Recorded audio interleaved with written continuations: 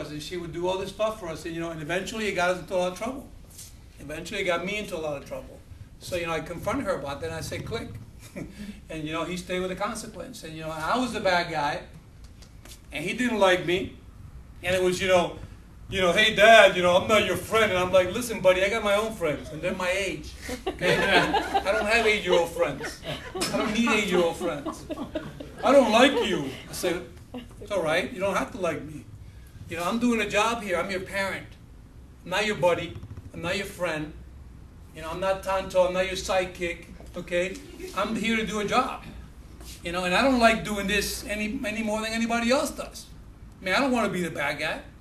But if I'm not the bad guy, I'm going to have to deal with you when you're 25 and you're in a crack house. And you're 25 and you're calling me from jail. Then I got to deal with it. Then I'm going to have to get out there at 4 o'clock in the morning and deal with this problem. No. I'm dealing with it right now.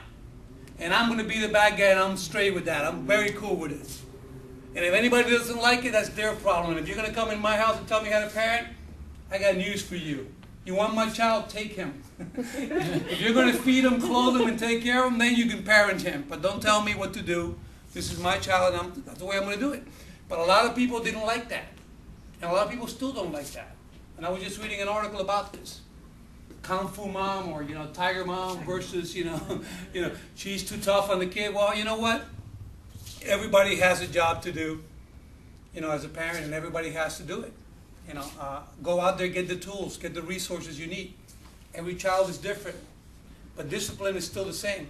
It was the same today as it was 20 years ago, as it was 50 years ago, as it was 100 years ago. Discipline is always going to be the same. Consistency, predictability in a child's life. And if you're making excuses, and if you're changing stuff, and if you're fixing things, that predictability is not going to be there. That consistency is not going to be there. And you as a parent are going to know about it, because when your kid is 24, 25 years old, and he's in and out of jail, in and out of institutions, that's when it becomes a problem. Now they're really cute, and they're really nice, and they give a lot of great kisses, a lot of great hugs. But later on, it's going to be tough to do that when they're behind bars. So now is the time, as a parent, to take control of the situation and say, you know what? I don't care. You make a mistake, you pay for it. You take responsibility for it. I don't care what it is. Okay? I'm going to leave it open now for you guys to ask questions, because I think, like I said, that's the most productive part of this process. This is where I get to learn about what I do. So anybody have any questions about enabling, drugs, whatever you want to ask about? How did you turn out? I turned out pretty bad. Just wondering. I definitely turned out pretty bad, and I had a lot of problems as a child. As an adolescent, I had an incredible amount of problems, Thank God I was able to overcome that as an adult, but it was at a price that I had to pay, and like I said, my mom meant well, and I love my mom to death, and she's my hero. She had 4 kids. We just came from Cuba. It's 1969. We got thrown in the housing project in North Newark. That's what she could do. So I don't blame her for that. I never blamed her for that. But I did hold her responsible for it. And I said, I'm not going to do it. I'm not going to continue. I'm going to break the chain right here. This is multi-family issues that are multi-generational.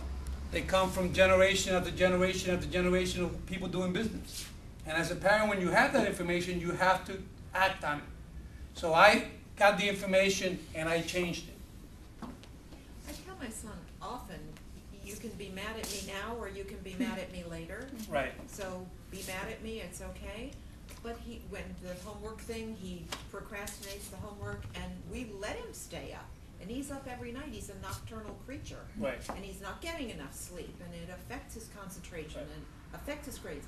But our consequences don't seem to be affecting his in other words, it's not making a difference. Right. So. Yeah, because what happened, like I said, he took a situation like a consequence and turned it into his process. It should have been, you stay up this night to do this homework, but tomorrow your homework starts at 4 o'clock in the afternoon when you get out of school. As a matter of fact, your homework is going to be done before you leave school. I'm not going to pick you up. You stay at the library, you get it done. Because see, what happens is, if you do that, if you let them stay up at night, they just take that and convert it into a positive. They say, okay, well, I'm going to stay up all night and be on the computer, and I guarantee you he ain't doing homework all night long. I mean, they don't have that much homework, especially here in the school systems. They don't get that much homework. But again, the consequence, when you give it, if it continues to go in that direction, then you have to do something else about it. We just took RuneScape away, Exactly. because I felt like, because they need the computer for homework. Right. Unless you stand over them, it's almost impossible to monitor. It's like employers have the problem with employees at work. Right. Jumping on the email or the internet or. Even they're not the using- Archdiocese having problems like They're that. not managing their time, so Right. how do I, without standing over him Right. with a, you know, a With a club, bat. how do I know he says what he says, but I know he Okay, well, can't it's have like, that the much way I time. would handle that problem is I say, okay, this is the time the computer's on, from X time to X time, and then I cut it off. You know, because I have the ability to do that.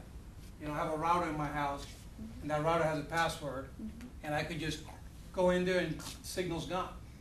You know, so if you don't have your work done by this time, then you're gonna deal with the consequences, because you're not gonna do it after that. You know, and if you're 8 years old, 9 years old, and you want a cell phone, you're talking to the wrong guy. I'm not giving you a cell phone.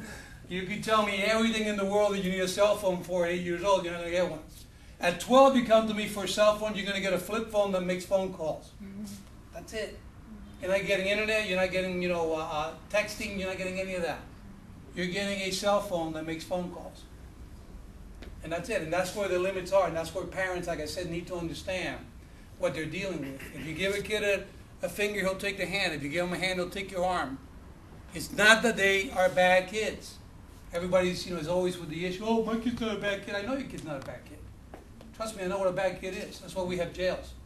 There's 3 million people in them. I mean, we're the most incarcerated country in the world because there are bad kids out there. But what makes those kids bad is no limits, no structure. Yeah, I was just going to ask kind of to dovetail on that question. Right.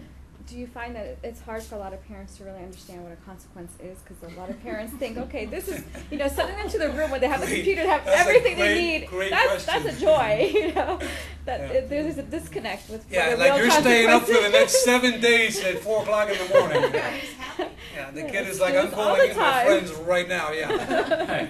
Again, a consequence is, is something that they feel, there's a negative to them. A consequence is not, I'm gonna give you the car, to 4 o'clock in the morning every day. That's not a consequence for them. So yeah, we have to know as parents what is a consequence for that particular child and what is not. Some kids you say, okay, well, I'm not gonna let you, watch TV. They couldn't care about TV. Take away their phone, they go nuts. You take away their texting because they're like little robots, like, I mean, it's like, It's death to it's them. worse than crack. They're doing it 24/7. They're doing it in school. People, oh yeah, he only texts at home. No, if you look at the sheets, if you look at the text, if you look at the reports that you can get from the company, the phone company, you will see thousands. I've seen these things and I look at them and I'm like, oh my God. I mean, this is like, incredible. Thousands of texts. At 12 o'clock, 11 o'clock, 9 o'clock in the morning. So that kid's texting in school. He's not even paying attention. He's not even listening to the teacher. He's like, you have a question? I work as a counselor. It's my 3rd year in Miami Southridge. It's on 200 downtown. It's a tough school. And let me tell you something. One of the hardest things I face with the parents is I'm the kind of person that when the kids are failing, they're doing terrible, I just call a parent and I said, I need to talk to you. Just come on over. And they're like, nobody's ever called me from the school. What's happening? Why do I have to go there and I work and this and that? It's like, and I cannot accept the parent who doesn't feel that once or twice a year they can come into the building. When they come and say, what happens when your child has 5 Fs? I mean, what do you do? Right. And then they look at the kid and whatever, and then sometimes the kid's texting while I'm talking to the parent. So I said, listen, I said, have you ever tried a consequence? So then they look at me like baffled, and then I'm like, they know what it is, they cannot institute it.